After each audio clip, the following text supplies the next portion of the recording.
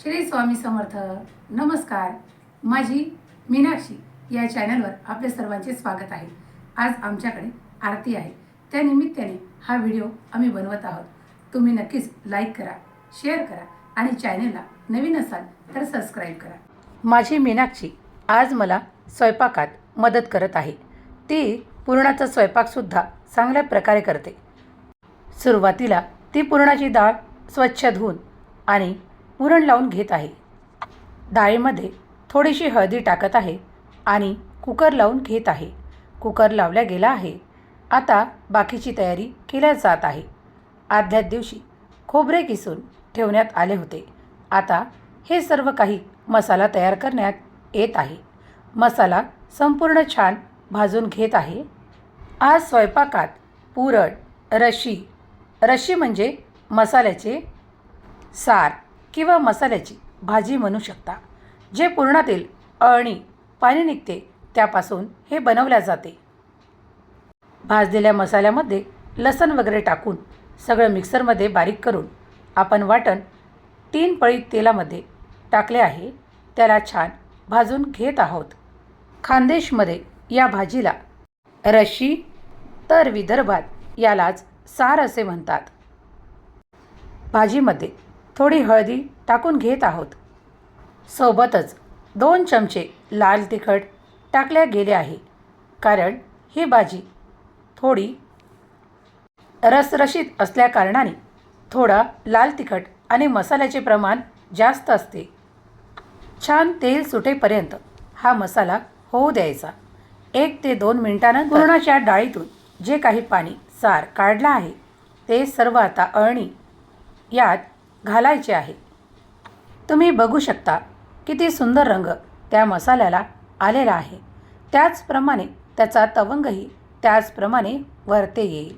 काही मिनिटे याचप्रमाणे ढवळून आणि थोडे पाणी घालून उकळू द्यायचे आणि त्यानंतर मीठ आणि मसाला प्रमाणानुसार घालून जो गरम मसाला आहे तो टाकून एकजीव करायचे.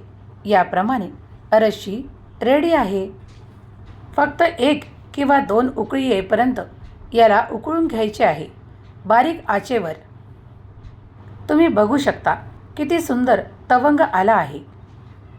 याप्रमाणे आपली मसाल्याची रशी भाजी तयार आहे. नंतर पुरण करायला घेतले आहे. पुरणामध्ये गूळ टाकल्यास ते अधिक चविष्ट तयार होते. याप्रमाणेच त्यात गूळ आणि थोडे प्रमाणात साखर घेऊन ते पुरण हाटून घेतले आहे. थोड्या वेळ थंड करायला ठेवले आहे. पुरणपोळी रेडी आहे. खानदेशमध्ये हनुमान जयंतीच्या आदल्या दिवशी जी चौदस येते त्या चौदसची ही आरती आहे. लंबोदर पीतांबर फणीवर वंदना सरसोंड वक्रतुंड त्रिनयना दासा मासा वाटपा हे सदना संकष्टी पावावे निर्वाणी रक्षावे सुरवर वंदना. देव जय व्यंकटेशा, केवळ करुणा सिंधू पूर्वीसी आशा. जय देव जय देव जय व्यंकटेशा.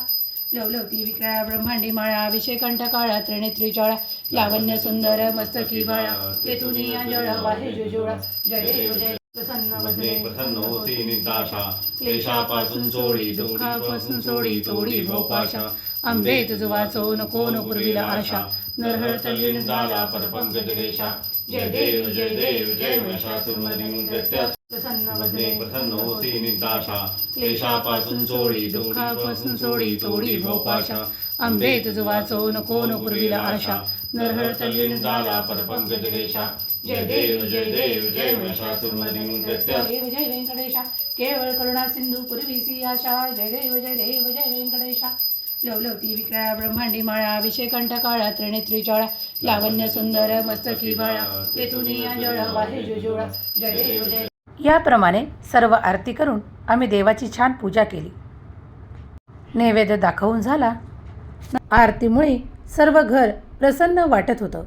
खानदेश भागाकडे याला चौदसची आरती असे म्हणतात. माझे मिस्टर खानदेशातले आहेत आणि मी विदर्भातली आहे. मी काजल.